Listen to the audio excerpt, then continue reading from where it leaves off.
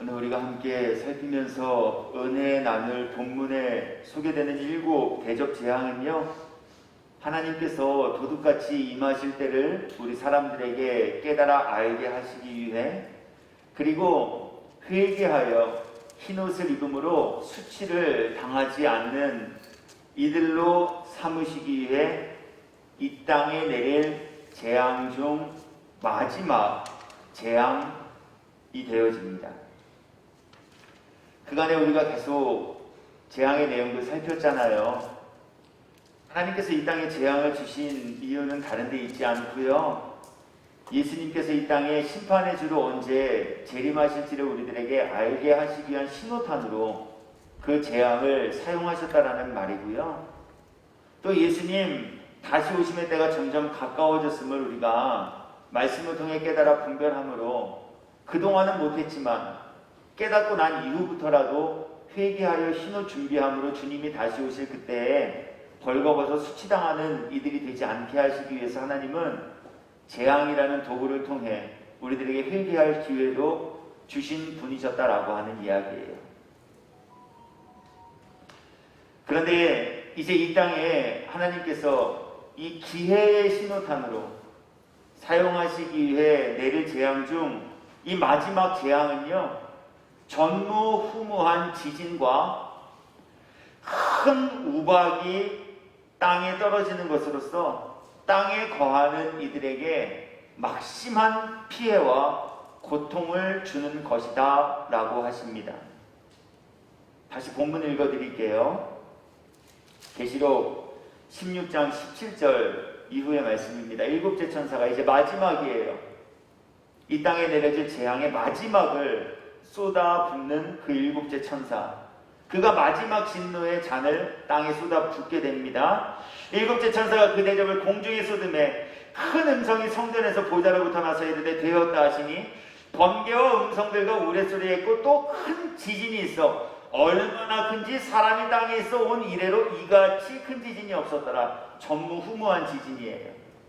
그 지진이 얼마나 컸는지 큰 성이 3갈래로 갈라지게 되었고요, 만국의 성들도 다 무너지게 되었고, 큰 성 바벨론이 하나님 앞에 기억하신 바 되어 그의 맹렬한 진노의 포도주 잔을 받음에 덕성도 없어지고 산악도 간데 없더라. 온 지각이 이 큰 지진으로 인하여서 다 변동하게 되어졌다라고 하는 거예요. 땅이 바다 밑으로 수몰되기도 하고요, 큰 지진과 그 진동으로 인하여서 건물이 무너지고 그 잔에 사람들이 깔리게 되고 부상을 입기도 하고 심지어 생명을 잃는 이러한 일이 사람이 이 땅에 사는 날 동안 한 번도 있지 않았던 그 큰 지진으로 마지막 하나님의 진노가 땅에 내려질 것이다, 이렇게 말씀하십니다. 그리고 진도 7, 진도 8, 진도 9 이러한 지진 앞에도요, 성이 무너지고 또 반도가 흔들리게 돼서 쓰나미가 발생하기도 하고요, 그로 인해서 많은 재산과 수없이 많은 사람의 인명을 앗아가게 되었다라고 하는 소식 접해 들었을 거예요. 그런데 그보다 더 큰 지진이 이제 이 땅에 있게 되어질 것이다. 이것이 하나님께서 이 땅에 내리실 마지막 재앙이다 하셔요. 지진뿐만이 아니에요. 지진에서 살아남은 사람들에게 또 하나의 하나님의 진노가 담긴 잔이 쏟아 부어지게 되는데요, 그것은 큰 우박이에요. 오늘 본문에 보니까요, 또 무게가 1달란트나 되는 큰 우박이 하늘로부터 사람들에게 내리게 된다라고 하셔요. 그냥 큰 우박이라고 하면 되지 왜 굳이 여기다가 그 우박의 크기를 가늠할 수 있는 수량을 붙여 놓았을까요? 그 우박이 얼마나 큰지를 우리들에게 예측하며 한번 예상해 볼 수 있게 하시기 위해서예요. 1달란트라 하면은요, 우리나라에 우리가 이해할 수 있는, 우리 대한민국이 사용하고 있는 이 수량의 단위로는 약 50kg 정도 되는 우박이래요. 안 놀라실 줄 알았지요, 저는. 50kg짜리 이 큰 덩어리가 하늘로부터 한두 개가 아닌 우박처럼 비가 내리는 것처럼 쏟아지게 된대요. 아시죠? 우리 뉴스 통해서 이런 소식들 접해보셨을 거예요. 아파트 고층에서요, 작은 물건 하나만 떨어뜨려도요, 이 작은 물건의 무게가 위치 에너지와 운동 에너지가 합산되어서 땅의 지면에 닿을 때는요, 엄청난 무게와 파괴력을 가지게 되어진다라고 하는 것 말이에요. 그래서 아이들이 고층에서 장난으로 뭐 하나 던졌는데 그것으로 인하여 맞아서 심한 부상, 심지어 생명 잃는 사람들 소식 우리 접해보신 적 있을 거예요. 1, 2kg짜리 물건이 높은 고층에서 떨어져도 그만큼의 위력을 갖게 되어지는데요. 50kg짜리 우박이 하늘에서부터 쉴 수 없이 떨어진대요. 살아남을 리 아무도 없을 거라는 얘기예요. 그 고통이 얼마나 큰지 거기에서 겨우 살아나는 사람들은 그 고통으로 인하여서 하나님을 비방하는 일들까지 있어지게 될 것이다 말씀하고 있습니다. 그리고 주님께서 이제 이 마지막 재앙을 우리들에게 예고하시는 말씀 안에는요, 또 다른 내용 한 가지가 담겨 있는데요. 그것은 마지막 재앙이 내려질 때 성전과 보좌로부터 되었다 라는 큰 음성이 나게 될 것이다 하는 겁니다. 16장 17절 말씀 읽어드릴게요. 일곱째 천사가 그 대접을 공중에 쏟음에 큰 음성이 성전에서 보좌로부터 나서 이르되 되었다 하시니.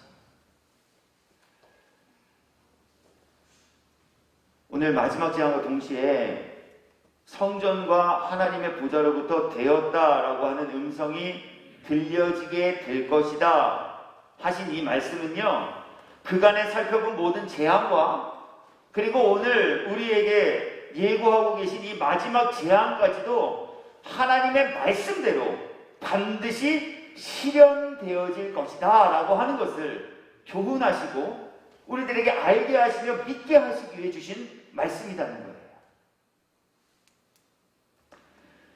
이해를 돕기 위해서요, 이 구절을 현대인의 성경이 번역하고 있는 것으로 읽어드려 볼게요.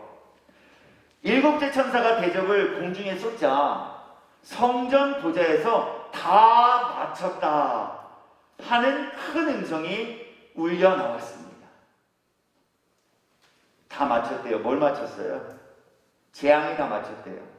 무엇으로 마쳤어요? 하나님의 예고하신 말씀대로 재앙이 다 이 땅에 내려졌고 하나님이 말씀하신 내용대로 마지막 재앙이 이 땅에 내려짐으로 재앙이 다 끝나게 되었대요. 즉 말씀이 다 이루어졌다는 거예요. 말씀이 다 성취되었다는 거예요. 우리 예수님께서도 십자가에서 마지막 숨을 거두시기 직전 하신 말씀이 바로 이것이에요. 다 이루었다. 뭘 이루셨어요? 하나님의 말씀을 다 이루셨다는 거예요. 그래서 오늘 이 마지막 재앙이 이 땅에 내려짐과 동시에 마지막 재앙이 내려질 때에 하늘 보좌에서 큰 음성이 들린 되었다 라고 하는 것을 우리들에게 알려주시는 것은 하나님의 모든 말씀은 반드시 이루어지고 성취됩니다 하는 것을 우리들에게 교훈하시기 위하여서 이 내용을 여기에 기록하시고 우리가 함께 나누게 하고 계시다는 거예요. 하나님 말씀 반드시 성취됩니다. 여러분이 아멘 안 하셔도 성취돼요. 하나님의 말씀은 반드시 실현됩니다. 여러분이 믿지 않으셔도 그렇게 돼요. 그렇게 돼 왔어요. 그리고 그렇게 될 것임이 분명해요. 너무 잘 알고 있는 내용이시죠? 여러분들 알기도 아시지만 믿기도 하시잖아요. 그래서 아멘으로 화답하셨잖아요. 하나님의 모든 말씀 반드시 성취됩니다. 아멘. 압니다. 네, 그렇게 되어질 줄 믿습니다. 그래서 우리 아멘 하잖아요. 그렇다면 어쩌면 이 시간 여기에 나와서 예배 드리고 있는 저와 여러분 모두가 진부하게 여겨질 만큼 너무나 잘 알고 또 우리가 믿고 있느라라고 자부하고 확신하고 있는 이 교훈의 내용을 왜 굳이 하나님께서는 마지막 재앙을 내리시면서 또 우리들에게 다시 한번 상기시켜 주시고 이 교훈의 내용을 다시 한번 살피게 하여 주고 계실까라고 하는 거예요. 다 아시잖아요. 모든 말씀 그대로 성취되어질 줄 아시잖아요. 믿으시잖아요. 저도 그렇게 설교했잖아요. 여러분들 일평생 교회 다니시면서 자주는 아니어도 모든 목사님들을 통하여서 이 내용, 교훈의 주제로 함께 받으셨잖아요. 어떤 세상의 목사님도 하나님의 모든 말씀이 말씀대로 성취되지 않을 것도 있을지 모릅니다. 이렇게 설교하시는 거 들으신 적 없잖아요. 하나님 모든 말씀은 다 말씀대로 성취됩니다. 다 우리 이렇게 들었잖아요. 알고 있잖아요. 그리고 믿노라 말하잖아요. 믿고 있는 것 같잖아요. 그런데 왜 또 주님은 이 교훈의 내용을 계시록의 거의 후반부로 가고 있는 이 16장 마지막 단락을 통해 우리들에게 나누게 하고 계실까라고 하는 거예요. 그 이유는 다른 데 있지 않습니다. 하나님께서는 하나님의 말씀을 전하고 들음으로 인하여서 하나님의 모든 말씀이 말씀대로 성취되어질 것입니다 라고 하는 것을 알고 있음에도 불구하고 아직까지도 믿지 못하는 이들이 있기에 또 한 번 이것을 믿는 믿음을 갖는 이들로 삼으시기 위하여서 이 교훈의 주제를 저와 여러분 모두에게 살피며 나누게 하여 주고 계시다는 겁니다. 말씀을 들은 분들 중에서요, 하나님의 모든 말씀이 말씀대로 성취되어질 것이다 라고 하는 것을 애석하게도 불행하게도 믿지 못한 분들이 계셨어요. 창세기 19장 13절 이후의 말씀 읽어드릴게요. 야, 세상에 어떤 사람이 그럴 수 있지? 우리 이렇게 생각하실지 모르겠어요. 그래서 성경이 우리들에게 하나님 말씀 듣고도 그 말씀 믿지 못한 이들에 대해서 우리들에게 소개해주고 있습니다. 어떤 분들이실까요? 그들에 대한 부르짖음이 여호와 앞에 크므로 여호와께서 이곳을 멸하시려고 우리를 보내셨나니 우리가 멸하리라. 구약시대에 소돔과 고모라라는 동네가 있었습니다. 그곳에 살고 있었던 분들이 얼마나 하나님 앞에 큰 죄를 범하면서 지냈는지요. 하나님께서 더 이상 그들의 죄를 묵과하실 수 없을 만큼 그들의 죄가 높이 쌓여지고 있었어요. 그래서 하나님 천사를 보내십니다. 무엇 때문에요? 소돔과 고모라를 하나님이 징벌하시겠다라는 메시지를 전하게 하시기 위해서 말이에요. 천사가 들고 왔어요. 그리고 롯에게 이야기해 줍니다. 우리가 온 이유가 있습니다. 우리가 온 이유는 하나님께서 이 땅에 죄악이 만연함을 보시고 이 땅을 불과 유황으로 심판하시기 위해 그 계획을 당신들에게 알려주기 위해서 우리가 온 겁니다. 분명하게 얘기해 줬어요. 불심판이 곧 있을 겁니다. 소돔과 고모라가 멸망하게 될 것입니다. 롯이 들으셨어요. 그리고 롯은 듣고 믿으셨어요. 믿었기 때문에 너무나도 놀랐어요. 그래서 당장 사랑하는 이들에게 달려가서 이 소식을 또 전해줍니다. 그들은 자신의 딸과 곧 결혼할 사위들이었어요. 하나님의 천사가 내게 왔습니다. 사랑하는 이여, 내가 진심을 담아 당신들을 사랑하기에 하나님께서 내게 들려주신 이 말씀을 나도 그대로 당신들에게 대언합니다. 심판이 임할 것입니다. 어서 도망가십시오. 우리는 하나님의 심판으로부터 피할 길로 면하는 이들이 되어야 합니다. 들었어요. 그렇죠? 천사를 통해 듣게 하셨고 천사를 통해 전한 메시지를 듣고 사람의 입을 열어 또 들려주었어요. 마치 우리가 교회에서 성령의 도우심을 받아 말씀을 깨닫고 말씀을 깨달은 말씀 교사인 목사를 통하여서 하나님의 말씀을 선포케 하시고 그것을 듣고 나누는 것처럼 말이에요. 전했어요. 들었어요. 들은 이들의 모습을 보시기 바라요. 이 소식을 접한 이들의 반응을 보시기 바랍니다. 성경은 그에 대해 이렇게 증언합니다. 이곳을 멸하시려고 우리를 보내셨나니 우리가 멸하리라. 롯이 나가서 그 딸들과 결혼할 사위들에게 말하여 이르기를 여호와께서 이 성을 멸하실 터이니 너희는 일어나 이곳에서 떠나라 하되 그의 사위들은 농담으로 여겼다.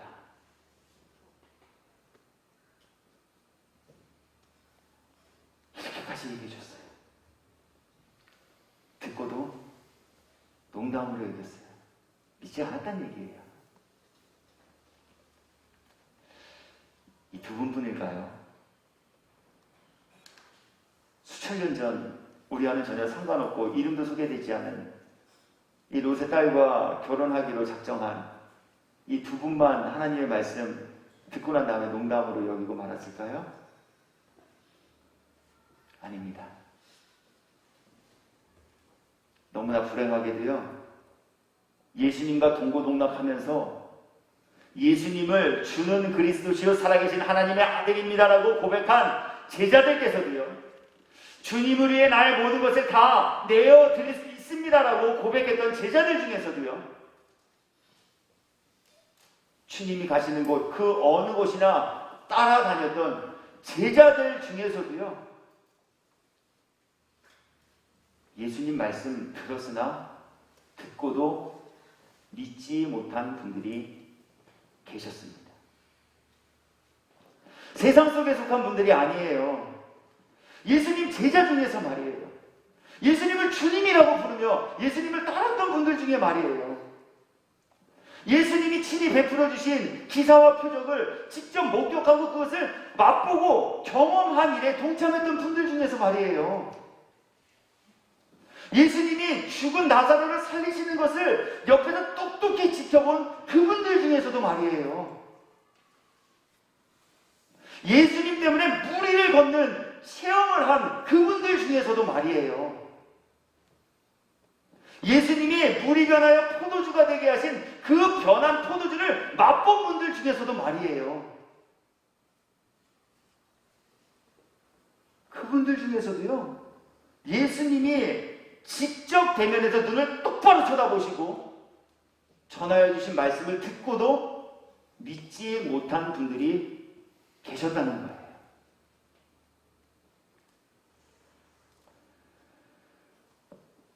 예수님의 제자들께서 예수님의 말씀을 듣고도 믿지 못한 분들이 되셨다라고 하는 가장 확실한 증거는요, 제자들께서 예수님의 말씀을 듣고도 아무것 준비하지 않고 있었다라는 것으로 증명돼요.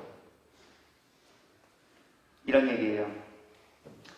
예수님, 이제 십자가 사역을 앞둔 시기가 점점 다가오자 제자들께 왜 이 땅에 당신께서 오셨는지, 그리고 장차 당신이 어떠한 모양과 모습으로 생을 마감하게 될 것인지를 알려주셨어요.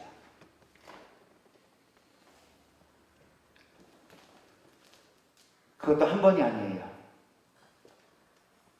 무려 4번이나 제자들에게 말씀해 주셨어요.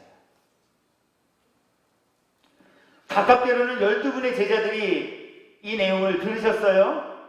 많게는 이름이 소개되고 있지 않은 예수님을 추종하고 따르는 수백 명의 예수님의 제자들이 이 내용을 들으셨어요.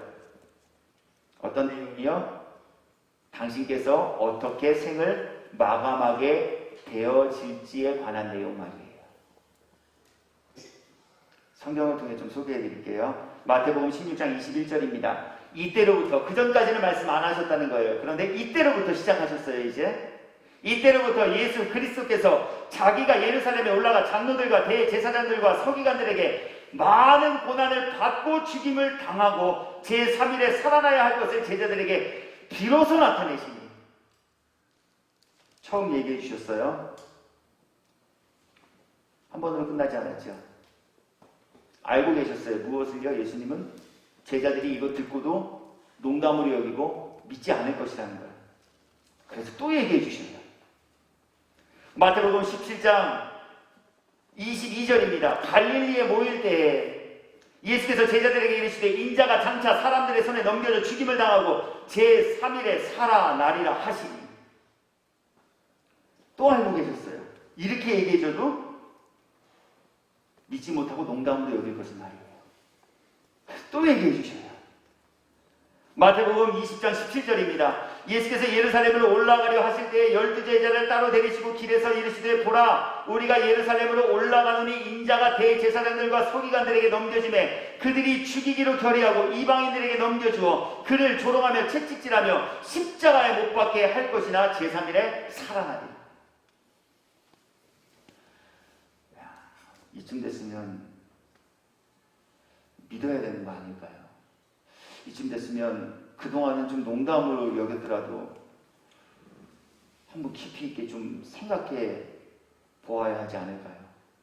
다른 분도 아니고 만왕양 만주의 주이신 사람을 살리는 기적과 표적을 몸소 자신들 앞에서 보여주신 예수님이 하신 말씀인데 여러분 가끔 그런 생각 안 되시나요? 저 말씀 연구하고 묵상할 때 깨달음의 은혜를 입혀주시지 않으면 저도 하나님한테 막 투정 부릴 때 있어요. 직접 저에게 나타나셔서 말씀하시면 제가 바로 들을 텐데요. 한 번만 해줘보세요. 여러분 그런 생각 안 해보셨나요? 목사가 아닌 예수님이 짠 하고 나타나셔서 영신아 이것은 이런 것이란다 이렇게 말씀해 주시면 와 그건 진짜 내가 다른 거 다 빼고 믿을 수 있을 것 같은데 라는 생각 안 가져보셨냐고요. 근데 우리의 그 기대와 바람을 지금 몸소 다 수혜받고 계신 분들이 계셨어요. 제자들이에요. 예수님 말씀하시잖아요. 계속 3번이나 3-4번도 모자라 4번 하세요. 마태복음 26장 1절입니다. 예수께서 이 말씀을 다 마치시고 제자들에게 이르시되 너희가 아는 바와 같이 그동안 계속 말씀해 주셨으니까 이제 제자들도 알았을 거라니에요. 예수님이 제자들이 알고 있는 걸 아셨어요. 그래서 너희가 아는 바와 같이 그러나 알고 있었지만 무엇하지 못했어요? 믿지 못했어요. 그러니 또 말씀해 주셔요. 너희가 아는 바와 같이 이틀이 지나면 6월절이라 인자가 십자가에 못 박히기 위하여 팔리리라 하시더라. 그러나 우리 예수님의 제자들 이 말씀 듣고 아무 준비 안 했어요. 무슨 준비 안 했어요? 예수님 장례 준비 안 했어요. 여러분 한번 이렇게 생각해 보시기 바라요. 정말 예수님의 제자들께서 예수님의 이 말씀 듣고 믿었다면 최소한 예수님의 장례 정도는 준비해야 됨이 마땅하지 않을까요? 여러분 어떻게 생각하시나요? 대신 예수님을 대신해서 내가 죽어줄 수 없고 예수님의 죽음을 내가 권세와 권력과 힘을 가지고 막아드리지 못할 거라면 최소한 예수님이 이렇게까지 말씀하셨다면 우리 예수님 장례 정도는 정말 그 말씀 듣고 믿었다면 준비하지 않았을까요? 언제 죽을지 모르는 우리 인생도 그 죽을 날을 위해 미리 영정사진도 찍어놓고 수의도 마련해놓고 상조보험도 들면서 그 죽을 날을 얘기하며 살아가고 있는데요. 최소한 예수님 말씀 듣고 4번이나 예수님께서 나 죽을 거야, 나 죽게 될 거야 라고 말씀하셨다면 예수님의 제자 정도라면 예수님 장례 정도는 준비해야 함이 마땅한 것 아니냐라고 하는 거예요. 아시죠? 그런데 아무도 준비 안 했어요. 심지어 이 말씀 듣고 이 말씀을 믿은 딱 한 사람 마리아라는 여인이요 예수님 장례를 위하여서 상유옥합게 드리자 그것 가지고 비난했어요. 마태복음 26장 4절 이후의 말씀입니다. 예수께서 계단이 나병 환자 시몬의 집에 계실 때 한 여자가 매우 귀한 향유 한 옥합을 가지고 나와서 식사하시는 예수의 머리에 부으니 제자들이 보고 분개하여 이르되 무슨 의도로 이것을 허비하느냐 이것을 비싼 값에 팔아 가난한 자들에게 줄 수 있었겠도다 하거늘 예수께서 아시고 그들에게 이르시되 너희가 어찌하여 이 여자를 더럽게 하느냐 그가 내게 좋은 일을 하였느니라 가난한 자들은 항상 너희와 함께 있거니와 나는 항상 함께 있지 아니하리니 이 여자가 내 몸에 이 향유를 부은 것은 내 장례를 위하여 함이니라. 딱 한 사람이었어요. 12명의 제자도 수백 명의 추종자도 예수님 말씀 듣고도 믿지 않았어요. 설마 돌아가시겠어? 죽은 자를 살리시고 태풍을 꾸짖어 잠잠하게 하시고 오병이어의 기적을 행하신 저분이 돌아가시겠어? 무기력하게?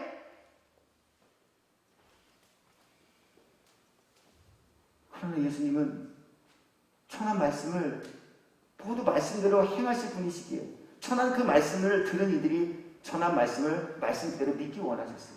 그러나 아무도 믿지 않았어요. 딱 한 사람만 믿었어요. 그래서 그 여인을 칭찬하셔요. 이 여자가 내게 좋은 일을 했다.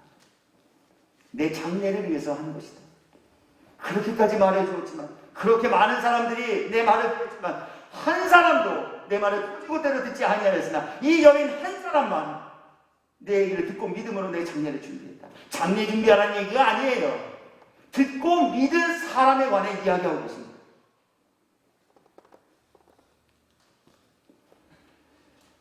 말씀으로 도전하지요. 저와 여러분의 모습은 혹시 아닌가요? 17년을 설교했어요. 아버지 어머니의 태중으로부터 세상의 빛을 보면서 듣지도 말하지도 못할 때부터 교회를 다녔어요. 목사의 아들로 37년을 살았어요. 신학교를, 대학원을, 박사과정까지 하였어요. 나름대로는 성경의 지식을 꽤 가지고 있다라고 저도 자부해요. 그런데 우리 알면서 믿지는 못하고 있지는 아니한가라고 하는 거예요. 아는 건 다 알아요. 그런데 우리 아는 것만큼 그것을 믿고 있는가라고 하는 거예요. 오늘 우리 저와 여러분 모두에게 주님 묻고 계셔요. 믿지 못하다 보니까요 기도하지 않아요. 믿으면 기도해요. 그런데 믿지 못하니까 기도하지 않아요. 기도하지 못하는 게 아니에요. 믿지 못하니까 기도하지 않아요. 베드로의 부인을 우리 예수님 예고하셨어요. 그런데 베드로 예수님께로부터 이 말 듣고도 중히 여기지 않고 농담으로 여기고 믿지 못했기 때문에 예수님의 마지막 부탁대로 기도하지 않으셨어요. 마태복음 26장 36절입니다. 이에 예수께서 제자들과 함께 겟세마네라 하는 곳에 이르러 제자들에게 이르시되 내가 저기 가서 기도할 동안에 너희는 여기 앉아있으라 하시고 베드로와 세베대의 두 아들을 데리고 가실새 고민하고 슬퍼하사 이에 말씀하시되 내 마음이 매우 고민하여 죽게 되었으니 너희는 여기 머물러 나와 함께 깨어있으라 하시고 직접적으로 명령하셨어요. 12분 중에 예수님께서 조금 더 함께 기도하기를 원하시는 마음 품었던 그 세 분만 모시고 조금 더 깊은 곳으로 가셔서 그분들에게 특별히 부탁하셨어요. 나와 함께 1시간이라도 좀 깨어있자. 나 죽게 됐어. 내 마음이 너무 괴로워. 그러니 나와 함께 좀 기도하자. 제자들에게 오사 그 자는 것을 보시고 베드로에게 말씀하시되 너희가 나와 함께 1시간도 이렇게 깨어있을 수 없더냐.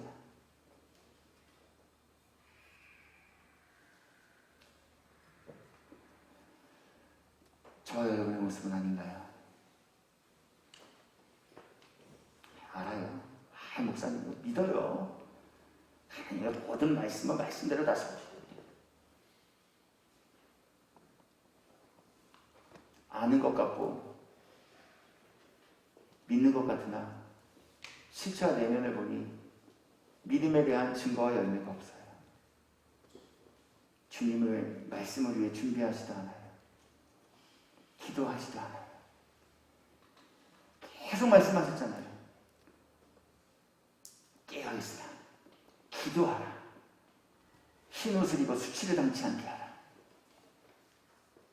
단련한 금을 사서 부유하게 하라.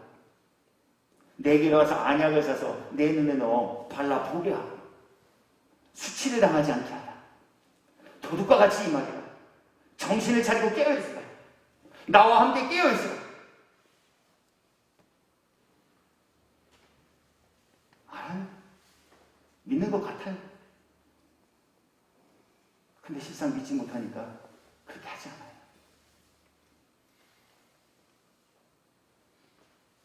우리 주님, 이 교훈의 내용 저와 여러분 모두에게 살피게 하신 이유가 바로 여기에 있다는 거예요. 저를 향해, 여러분을 향해 오늘 주님 다시 한번 묻고 계셔요. 우리는 과연 믿고 있는가?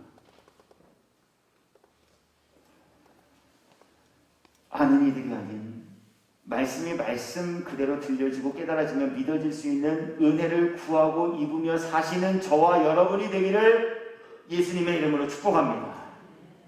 우리 정말 이 은혜 구하고 입으셔야 돼요. 왜냐하면요, 믿음은 내게서 나는 것이 아니라 하나님이 우리 인생들에게 주시는 은혜의 선물이기 때문에 아무리 믿고 싶어도 믿어지지 않아요. 머리로는 다 이해돼요. 그런데 마지막 결정적인 순간에 가서 믿어지지 못해요. 내가 믿으려고 하니까 그래요. 내가 믿으려고 하면 할 수 없어요. 그러나 주님이 믿어지게 도와주시면, 믿어지도록 은혜를 주시면 우리 가운데 믿음이 생겨지고 믿음이 자라나며 그 믿음으로 인하여 하나님을 기쁘시게 드리는 삶을 살아가고 그 믿음의 결국 하나님의 소원하시는 영원 구원을 이루는 영광과 복된 성도가 된다 하십니다. 믿어지는 은혜. 저도 여러분도 오늘 이 시간 바로 직전까지 솔직히 안 믿어지고 못 믿으셨다면 오늘 이 시간부터라도 믿어질 수 있도록 도우시는 하나님의 은혜를 구하고 입으며 사는 성도 모두 되시옵소서. 믿음의 결국 영혼이 구원에 이르는, 그리고 천국에서 영생의 복락을 입고 누리며 지내시기 합당한 성도들이 되기를 예수 그리스도의 이름으로 축원합니다. 두 번째, 오늘 이 교훈 우리들에게 나누게 하신 이유는요, 말씀을 들어 알고는 있으나 믿지 못하고 하나님의 말씀을 도리어 부정하는 이들이 계시기 때문에 이 교훈 우리들에게 또 나누게 하고 계신 거예요. 마태복음 26장 34절 이후의 말씀 읽어드릴게요. 예수께서 이르시되 내가 진실로 내게 이르노니, 얼마나 분명하신 내용인가라고 하는 것을 재차 강조해 주시잖아요. 진실로, 야 이게 진짜야. 모든 말씀이 진짜지만 진짜 중에 진짜야. 강조하시잖아요. 진실로 내게 이르노니 오늘 밤 다 굴기 전에 내가 3번 나를 부인하리라. 이거 듣고 베드로께서 뭐라고 대답하시는지 혹시 알고 계신가요? 네, 예수님께서 그러시다면 그런 겁니다. 아니, 예수님이 말씀하셨는데 베드로가 이렇게 답변하시죠. 내가 주와 함께 죽을지언정 주를 부인하지 않겠나이다. 네, 개역개정 성경은 참 점잖게 표현하고 계신데요. 이 구절 새번역 성경에서는 이렇게 번역했습니다. 이에 베드로가 예수를 따로 붙들고 네가 나를 3번 부인하리라 하였더니 베드로가 예수께 대답하되, 이것을 이제 새번역으로는 이렇게 번역했다는 거예요. 이에 베드로가 예수를 따로 붙들고, 뭔 얘기예요? 예수님 잠깐 이리 와보세요. 지금 다른 제자들 앞에서 다 이런 얘기했는데 잠깐만 예수님 나랑 좀 복대 좀 하시죠. 이랬다는 거예요. 예수님 따로 붙들고 뭐라 그럽니까? 주님 안 됩니다. 절대로 이런 일이 주님께 일어나서는 안 됩니다 하고 말하면서 예수께 대들었다. 이게 항변이에요.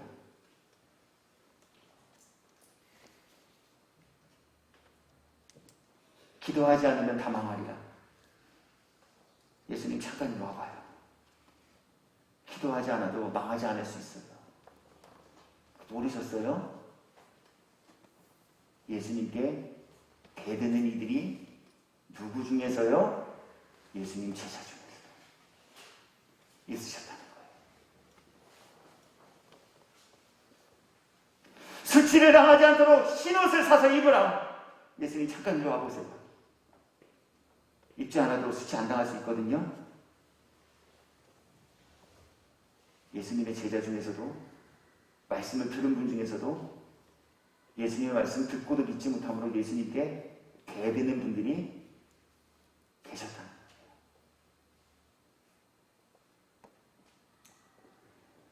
저와 여러분 어떤가요? 혹시 우리의 목사님인가요? 목사를 통해, 속장님을 통해, 선교회 회장님을 통해, 부서의 부장님을 통해, 아버지와 어머니를 통해, 아내를 통해, 남편을 통해, 자녀를 통해, 형제를 통해 주님의 말씀이 들려졌어요. 듣고도 농담으로 여기고 계시진 않은 거예요. 주님께서 친히 직접 말씀을 읽고 묵상할 때 쉐마와 레마로 우리들에게 들려주시고 내용을 알게 해주셨어요. 그럼에도 예수님이 잠깐만 일로 와보세요. 그거 아니거든요. 대들고 계시진 않은 거예요. 다 알던 분들이에요. 예수님 3년이나 따라다녔던 분들이에요. 말씀 지식으로는 남한테 뒤처지지 않을 분들이에요. 경험한 분이에요. 은혜를 맛본 분들이에요. 기적을 목격한 분들이에요. 그런데도 예수님께서 내가 오늘 밤 나를 3번 부인하리라. 베드로가 예수를 붙들고 말하여 이르되 그럴 일 절대 없습니다. 예수께 베드로더라.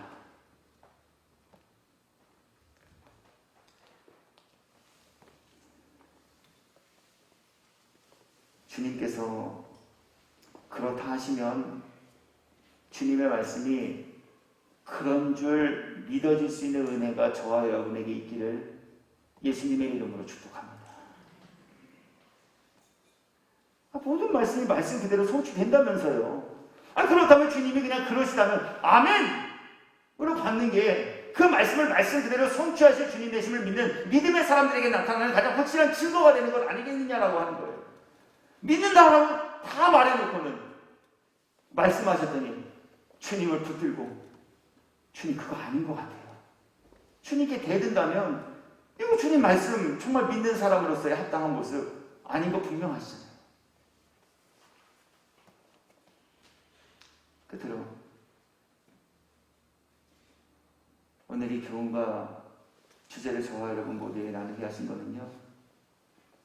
말씀을 듣고 알았음에도 불구하고 믿지 못함으로 말씀을 가감, 변형시켜버리는 이들이 계시기 때문에 그래요. 이단만 아니에요. 거짓 교사만 아니에요. 누구 중에요? 제자 중에요. 예수님 제자 중에서도요. 예수님의 눈을 똑바로 쳐다보고 예수님께서 주신 말씀을 들었음에도 불구하고 그 듣고 바로 예수님 말씀을 뒤적어버리는 분들이 계시기에 오늘 예수님 이 교훈의 내용 다시 한번 우리에게 나누게 하고 계시다는 거예요. 요한복음 21장 20절 이후의 말씀입니다. 베드로가 돌이켜 저 오늘 베드로가 많은 순환 당하시네요. 계속 베드로예요. 베드로가 돌이켜 예수께서 사랑하시는 그 제자가 따르는 것을 보니 그는 만찬석에서 예수의 품에 의지하여 주님을 파는 자가 누구 오니까 묻던 자더라. 이에 베드로가 그를 보고 예수께 여짜오되 주님 이 사람은 어떻게 되겠사옵나이까. 부활하신 예수님 만났어요. 만나서 예수님과 같이 식사하고 예수님이 베드로의 믿음 회복시켜 주셨잖아요. 그러고 나더니 자신감이 조금 생기셨어요. 그리고 궁금한 것도 생겼어요. 그래서 예수님께 지금 여쭙는 거예요. 예수님 저 명치 없지만 하나만 여쭙고 싶어요. 그래 뭐냐? 예수님 예전에 그 예수님 품에서 예수님 주님 팔아넘길 사람 누굽니까? 라고 묻던 요한이 있지요? 예수님 기억하시잖아요. 예수님 그 요한이 어떻게 될까요? 앞으로 이렇게 물었다는 거예요. 그랬더니 예수님이 친절하게 답변해 주셨어요. 예수께서 베드로에게 이르시되 내가 올 때까지 그를 머물게 하고자 할지라도 네게 무슨 상관이 있느냐? 너는 나를 따르라 하시더라. 예수님 대답이 뭐라고요? 요한이가 죽던 말던 너 상관하지 마. 네가 할 일 있어? 넌 나 따라오는 거야. 이게 예수님 대답이에요. 예수님 요한이 어떻게 될까요? 죽을까요? 살까요? 라고 물은 그 질문에 예수님의 대답은 상관하지 마. 그건 네 영역 아니야. 네가 할 일은 나 따라오는 거야. 라는 게 답변이었다는 거예요. 그런데 이거 들으신 베드로가 바로 돌아서서 예수님의 제자들에게 나가서 뭐라고 얘기해 주었게요? 성경을 통해 소개해 드릴게요. 이 말씀이 형제들에게 나가서 그 제자는 죽지 아니하겠다 하였으나 예수의 말씀은 그가 죽지 않겠다 하신 것이 아니라 내가 올 때까지 그를 머물게 할지라도 네게 무슨 상관이냐 하신 것이라. 얼마나 예수님 답답하셨으면, 야 내가 언제 죽지 않는다고 얘기했어. 그거 네가 상관할 거 아니라고 그랬잖아. 네가 할 몫은 나 따르는 거라고 했잖아. 그게 내 답변이잖아. 근데 왜 내가 너에게 그렇게 대답해 줬는데 너 그거 듣고도 바로 돌아서서 가서 형제들에게 딴소리해. 내가 언제 안 죽는다 그랬어. 그거 네가 신경 쓸 거 아니라 그랬잖아. 네 할 일은 나 따라오는 거라고 했잖아. 내가 그 말만 해줬잖아. 근데 왜 너 자꾸 나가서 내가 한 말이 아닌 것을 내가 한 말처럼 바꾸고 변형해서 얘기해 주니?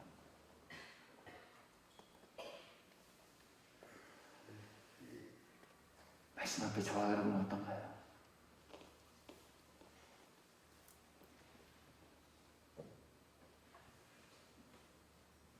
그분이 보셔도 어쩔 수 없을 것 같아요. 지난주 우리 교회가 속한 남동구 구청장 선거에 출마하시는 분을 위한 조찬 기도회에 좀 다녀왔어요.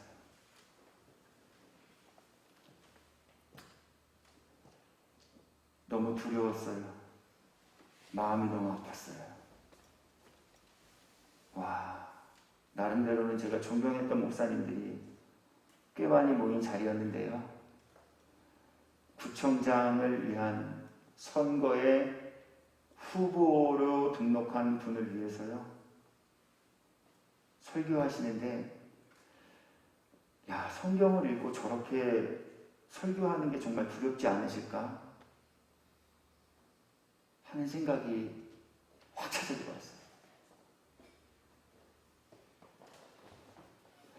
야, 주님은 분명 저 구절을 통해서 우리들에게 구청장 후보로 나선 이의 당선을 확증시켜 주실 교훈을 담고 있지는 않을 텐데.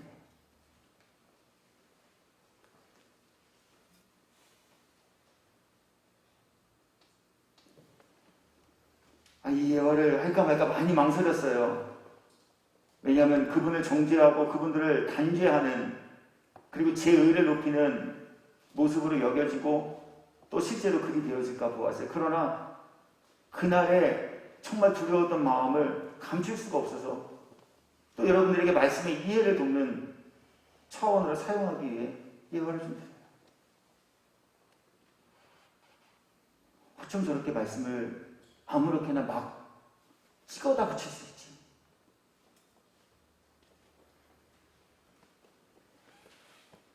야, 저 사람 한 사람을 위해서 어떻게 하나님의 말씀을 감히 저렇게까지 왜곡시킬 수 있지?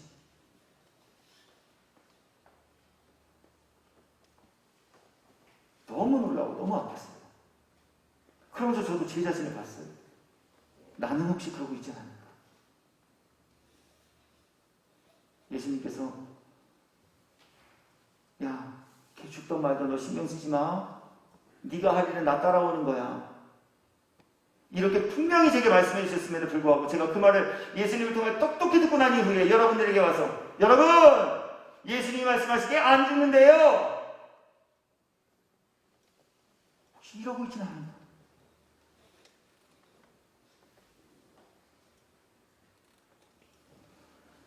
계시록 22장 18절과 19절입니다. 내가 이 두루마리 예언의 말씀을 듣는 모든 사람에게 증언하노니. 여기는 저 포함이에요. 만일 누구든지 이것들 외에 더하면 하나님이 이 두루마리에 기록된 재앙들을 그에게 더하실 것이요, 만일 누구든지 이 두루마리 예언의 말씀에서 제하여 버리면 하나님이 이 두루마리에 기록된 생명나무와 및 거룩한 성의 참여함을 제하여 버리시리라. 아멘. 믿어질 수 있게 되기를 주의 이름으로 축원합니다. 하나님의 말씀을 농담으로 여기지 않을 수 있게 되기를 축복합니다. 하나님 살아계셔요. 행한 대로 갚으시겠대요. 경고도 하시잖아요. 말씀에서 제하여 버리면, 말씀에 더하면 벌하시고 버리신다. 네. 주님의 말씀 함께 전하고 나는 우리 모두가 말씀 듣고 아는 것에 머무는 일이 아닌 말씀 듣고 깨달아지며 믿어질 수 있는 은혜 구하고 있고 사는 성도 모두 되셔서 정말 우리 주님 다시 만나게 되실 거예요. 만나게 됩니다. 모두 다 만나실 거예요. 그때 그분 앞에서 내 잘했다. 너 성도들 눈치 보랴. 정권의 눈치 보랴. 너 그것 때문에 말씀 가감하고 싶었는데 너 그 유혹으로부터 믿음 지키고 진리의 말씀만 전하는 일 했다. 내가 다 들었다. 내가 다 보았다. 야, 참 잘했다. 말씀 듣고도 전하고도 알지만 믿지 못한 사람들 정말 많았는데 야, 너 내게 정말 좋은 일을 했다. 정말 고맙다. 우리 예수님께 이러한 칭찬과 치하받는 이들을 위해 예비한 상급까지도 남김없이 이루고 누리며 살아가시기에 합당한 천국 백성 모두 되기를 예수 그리스도의 이름으로 축원합니다.